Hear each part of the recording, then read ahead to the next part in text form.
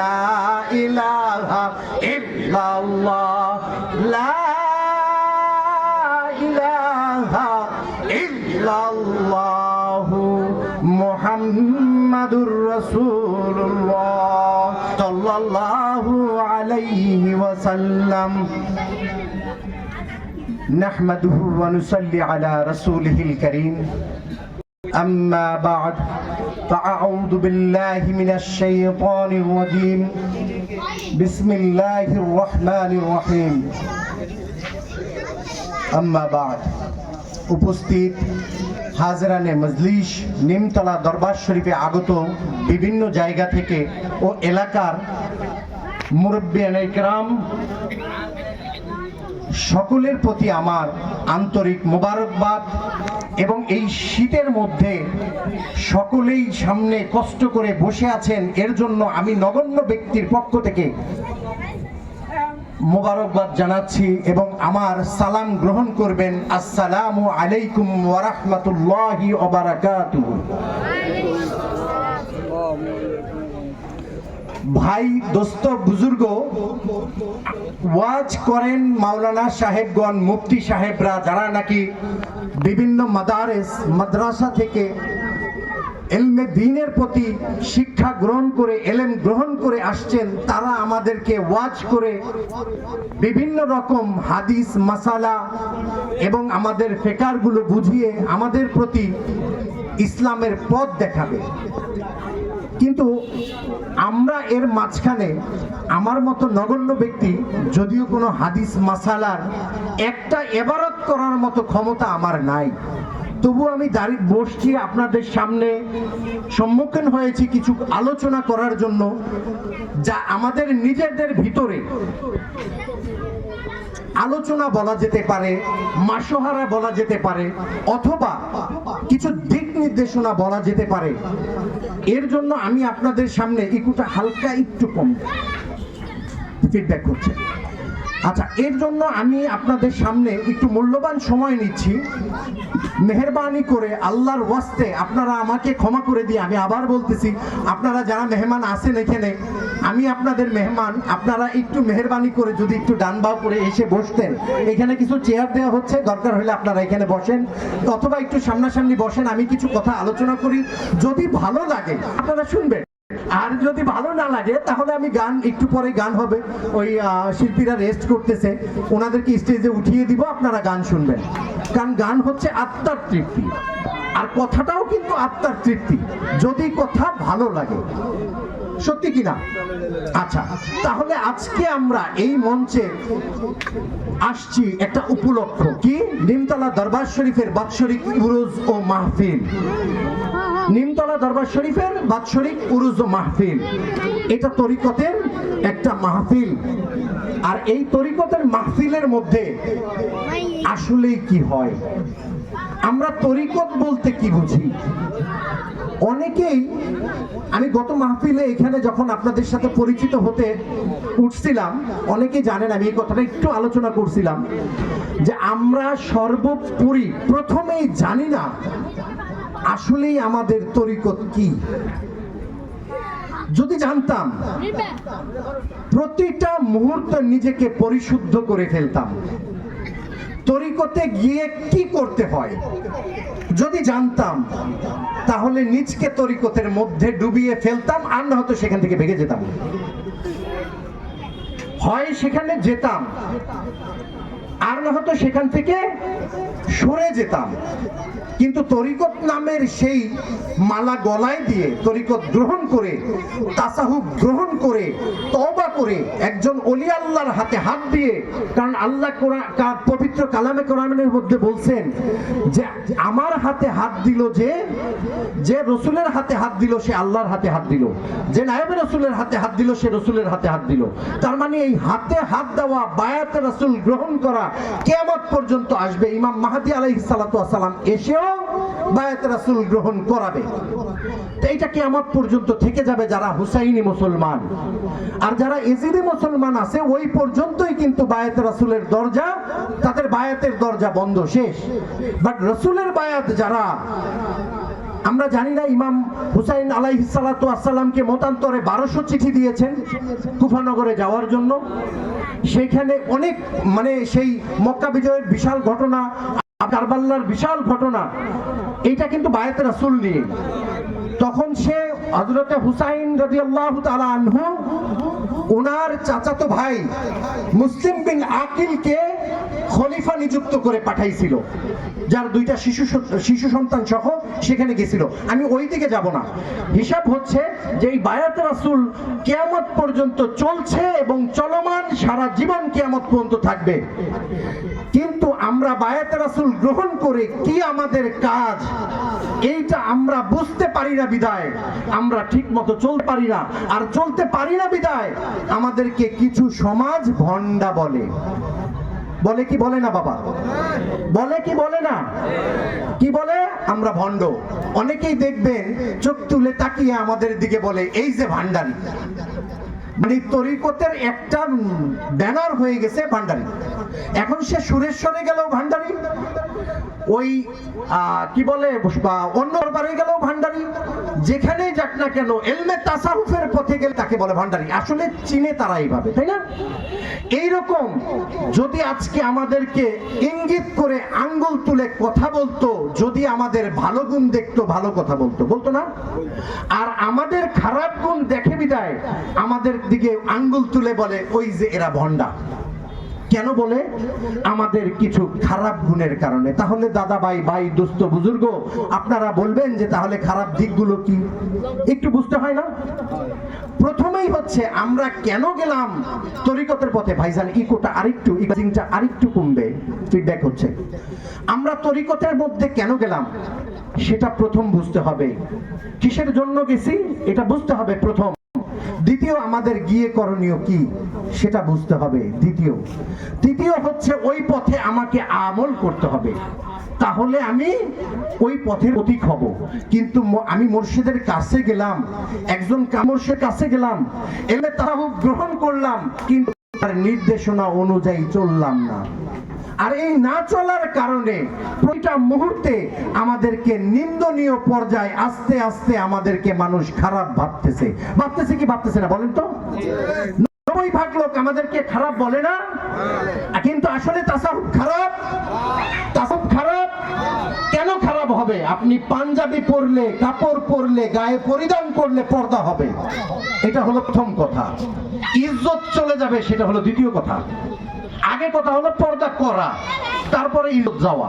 তাইলে তরিকত হচ্ছে দ্বিতীয় স্থান, সর্বশেষ। আগে হচ্ছে শরিয়া, ইলমে শরীয়ত। আপনাকে প্রথমেই যে কোনো ওলিয়া আউলিয়া ইকরামগণ পিছনের ইতিহাসে আসেন, শেখ ফরিদ আউলিয়া, হযরতে শাহজালাল ইয়ামানি রহমাতুল্লাহি আলাইহি, হযরতে শাহপরান ইয়ামানি রহমাতুল্লাহি আলাইহি, হযরতে বাগদাদি রহমাতুল্লাহি আলাইহি, কোন আউলিয়া ইকরামগণ শুনছেন আজ পর্যন্ত এক ওয়াক্ত নামাজ কাজা করছেন? কেউ শুনছেন? ইতিহাসে আছে না। তাহলে আমাদের কাজ কি? ও ভাই ও দোস্ত বুজুর্গ, আমাদের কাজ হচ্ছে একজন পীর সাহেবের কাছে যাওয়া, নিজেকে সাবান দিয়ে যেমন কাপড়কে ধোয় ওই রকম ধুইতে গেছেন। আপনি শরিয়া শিখছেন কোথা থেকে? মাদ্রাসা, মসজিদ, মক্তব, স্কুল, কলেজ, শিক্ষা প্রতিষ্ঠান থেকে প্রথম। তারপরে আপনি তরিকত শিখতে গেছেন একজন ইলমে তাহুব জানা একজন ওলি আউলিয়ার কাছে। তার মানে সেটা হলো আপনার পরে। আগে হচ্ছে শরিয়া। আপনার শরিয়া কলেমা, নামাজ, রোজা, হজ, যাকাত, ইকরামুল মুসলিমিন। আপনি এগুলো বাদ দিয়ে যদি বলেন যে আমি আউলিয়া হয়ে গেছি, আসলেই আপনাকে আমাকে ভণ্ডা বলা ছাড়া কোনো উপায় নাই। কারণ কোন আউলিয়া ইকরামগণ আজ পর্যন্ত তাসাউফ করছে। তাসাউফ হচ্ছে গোপন ইবাদত, তরিকত হচ্ছে কি গোপন, মারুফত হচ্ছে গোপন। আমি কথা বলতেছি, আপনি মনে মনে কি বলতেছেন আমি তো জানি না বাবা। জানি? আপনি যেটা বলতেছেন আমি কি জানি না। এই যে মনে মনে আপনি যেটা করতেছেন এটা গোপন। আর এই গোপন ইবাদত হচ্ছে ইলমে তরিকত, ইলমে লাদুনী, ইলমে তাসাউফ। আর তাসাউফটা হচ্ছে আপনার তাহাজ্জুদের ওয়াক্তে মাওলার সাথে একাকিত্ব ইবাদতের মাধ্যম। যদি বলেন আমি এমনি তাকায়া আমার মাওলার সাথে, অনেকেই বলে, আমরা বলে থাকি, ক্ষমা করবেন, এখানে বেশিরভাগই 90% লোক তরিকতের। অনেকে বলে আমার মাওলার সাথে আমার দিদার হয়, আমার মাওলার সাথে আমার কলবে কলব দেখা হয়, সিনা মোবারকে কথা হয়। আমি বলি মিথ্যা কথা। কারণ আপনি মানুষ ভুলানোর জন্য, মানুষকে দেখানোর জন্য এই কথা বলতেছেন। কারণ যদি আপনার সাথে আপনার মাওলার দিদার হয়, আপনার যদি আপনার মাওলার সাথে দিদার হয়, এক ওয়াক্ত নামাজ আপনি কাজা করবেন না, বাদ দেওয়া তো দূরের কথা। কারণ আপনার মুর্শিদ সে কখনো নামাজ ভঙ্গকারী না। আপনার মুর্শিদ সে আপনাদের জন্য যে নাকি একজন পীর মুর্শিদ হয়, হক্কানি একজন আলেম হয়, একজন ইলমে দ্বীনের শিক্ষা যার ভিতরে থাকে, সে প্রতিটা মুহূর্তে কোনোদিনও তার ফজরের আগে তার পর্যন্ত কাজা হয় না, পর্যন্ত বাদ দেয় না। কি বলে, রাত্রেবেলা আমরা পড়ি না গোপনে তাহাজ্জুদ পর্যন্ত সে বাদ দেয় না। কারণ সে ভক্ত মুরিদানের জন্য, নিজের জন্য তো কাঁদেই, মুরিদানের জন্য পর্যন্ত হাত উঠাইয়া বলে ইয়া বারিক ইলাহি। এরা অবুঝ নাদান, আপনার কাছে আমার কাছে আসছে, আল্লাহ আপনার ও আপনার রসুলের হাবিবের পথ চিনার জন্য এদেরকে আপনি ক্ষমা করে পথ ভ্রষ্ট থেকে সঠিক পথে আনেন।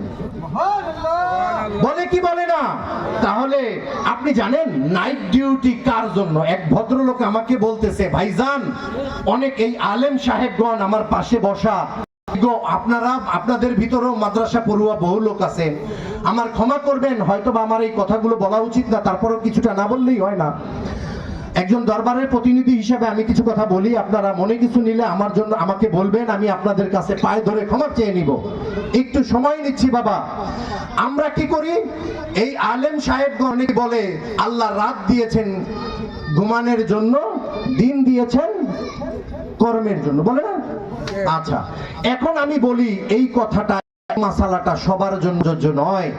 রাত যদি ঘুমানোর জন্য হইতো তাহলে থানার পুলিশ কি করব? দেশে চুরি হবে না?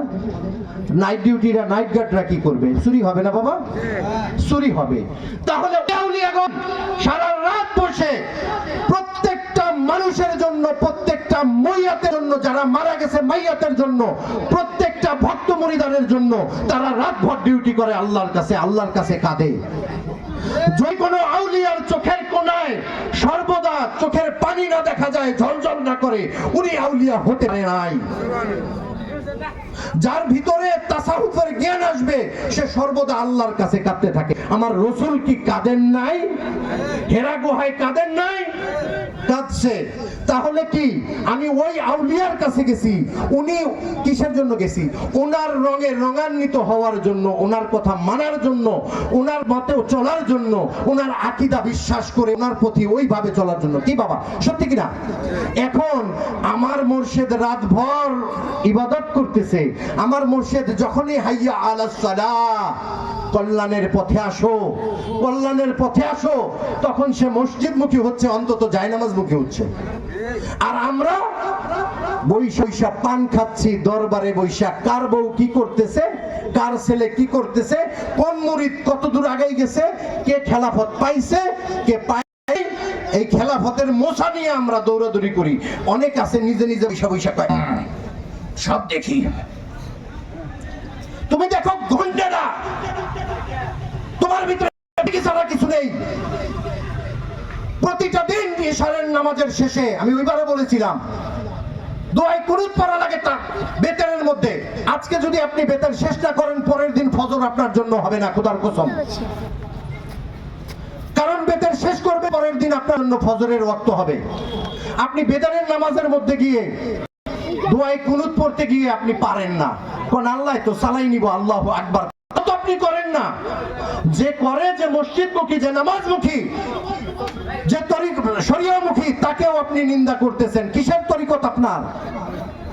আপনি আগে শরীয়ত করেন, তারপরে তরিকতের পথে আসেন। হ্যাঁ ভালো, তরিকতে যায় কি বলে, একজন মুর্শিদের কাছে হাতে হাত দিয়ে হয়ে বলে আস্তাগফিরুল্লাহ রব্বি মিন কুল্লি যামবি ওয়া আতুবু ইলাইহি লা হাওলা ওয়ালা কুওয়াতা ইল্লা বিল্লাহিল আলিয়্যিল আযীম।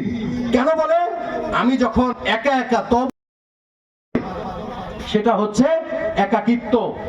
আর যখন একজন অ্যাডভোকেট নিয়ে জজ সাহেবের সামনে গিয়ে আমি বলি, মা হাত ধরে খাড়ায় থাকে, মানে জেরা করে কিন্তু উকিল করে না, তা এই উকিলের মতো একজনকে সাক্ষী রেখে তার হাতে হাত দিয়ে বায়াত করে আপনি ওয়াদাবদ্ধ হলেন যে আমি আজকের পর থেকে পিছনের দিনে যাহা গুনাহ করেছি আমি আল্লাহর কাছে ক্ষমা চাই, আজকের পর থেকে আপনার হাতে হাত দিয়ে আপনাকে সাক্ষী রেখে শিক্ষক নিযুক্ত করে।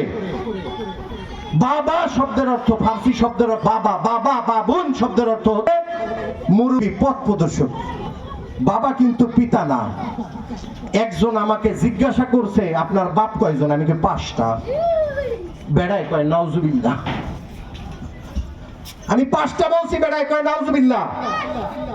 উনি একজন ইফতা করা লোক, দেওবান থেকে ইফতা করে আসছে, মুফতি সাহেব আমারই আপন ভাতিজা। আমি বললাম এই কথা বললে কয় কাকা আপনি যা কইলেন এই কথার উপরে আপনার নাউজুবিল্লাহ বলা ছাড়া উপায় নাই। তখন আমি বললাম আমি যদি আপনার 5 বাবা অস্বীকার করেন, প্রথম 3 বাবা করলে তো আপনি ইসলাম থেকে দাখিল হয়ে যাবেন, দাখিলই থাকবেন না, ফারেক হয়ে যাবেন। তো বলতেছে কেন?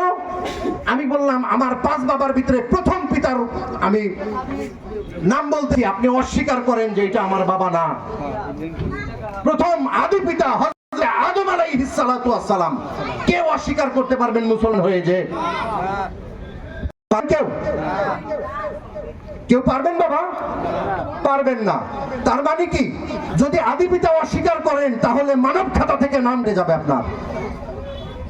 তাইলে এই পিতা কি অস্বীকার মতো? উনি পিতা না। 1 নাম্বার।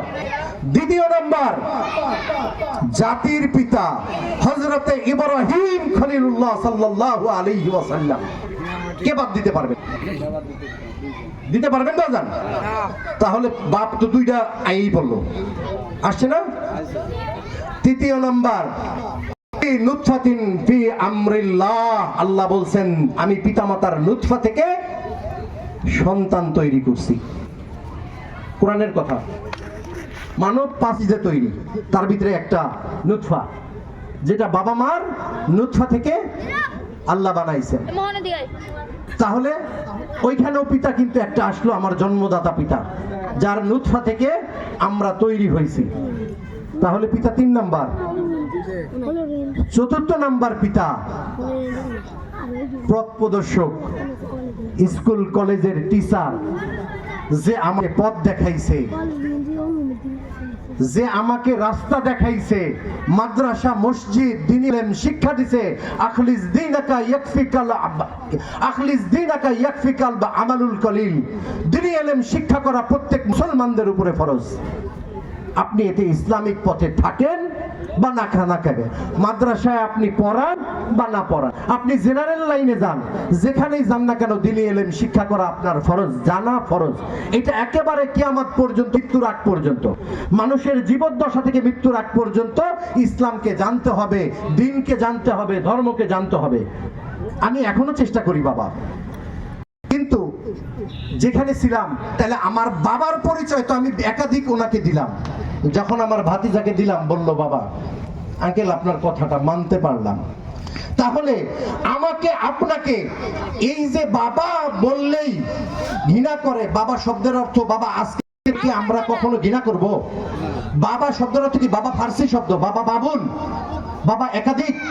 বাবা শব্দের অর্থ হচ্ছে মুরব্বী, পথ প্রদর্শক, জ্ঞানী, গুণী। আমরা আরব দেশে বলে শায়েখ, মুরব্বী বলে না বাবা? আচ্ছা, তাহলে ওয়াজ নসিহতের ভিতরেও তো আমাদের শরিয়া আলেমগণ যারা আছেন মুরব্বী, ওনারাও কিন্তু বাবা বলে, সকলকে বলে না? এইটাও একটা বাবা। তা বাবা শব্দের অর্থ মূলত মুরব্বী, পথ প্রদর্শক। আচ্ছা, এখন একজন পীরের কাছে এসে আমি আমার নিজেকে পরিশুদ্ধ করে সঠিক পথ চেনার জন্য, পথ প্রদর্শক যেহেতু, বাবা যেহেতু, পথ প্রদর্শক যেহেতু, এই জন্য একজন হক্কানি আলেমের কাছে গেছি, একজন হক্কানি মানে আউলিয়ার কাছে গেছি। কিসের জন্য? যেটা আমি মানে স্কুল, কলেজ, মাদ্রাসা, মসজিদ বা শিক্ষা প্রতিষ্ঠানে পাই নাই, ইলমে তাসাউফ। যে ইলমে তাসাউফ শিক্ষার জন্য হযরতে বনি ইসরাইলের জমানার নবী হযরতে মুসা কালিমুল্লাহ সাল্লাল্লাহু আলাইহি ওয়াসাল্লামকে আল্লাহ পাঠাইছিল খাদা খিদির আলাইহিস সালাতু ওয়াসাল্লাম কাছে। এই ঘটনা তো অনেকে জানি না, কোরআনের মধ্যে ইবারত দেওয়া আছে। তাহলে তাদের কাছে পাঠাইছিল ইলমে তাসাউফ শিখার জন্য, জানার জন্য। এই ইলমে তাসাউফের শিক্ষা অর্জন করার জন্য একজন ওলি আউলিয়ার কাছে গেছি। যাইয়া কি করছি, প্রথমেই ওয়াদাবদ্ধ হইছি যে আমি আজকে থেকে তওবা করিলাম, সাক্ষী রেখে উকিল নিযুক্ত করে, যে আজকে থেকে আমি খারাপ পথে আর পথভ্রষ্ট হব না। তাই তো নাকি বাবা? আমি পথভ্রষ্ট হব না, প্রথম ওয়াদা করলেন। তারপরে মুর্শিদ কেবলা কি করলো?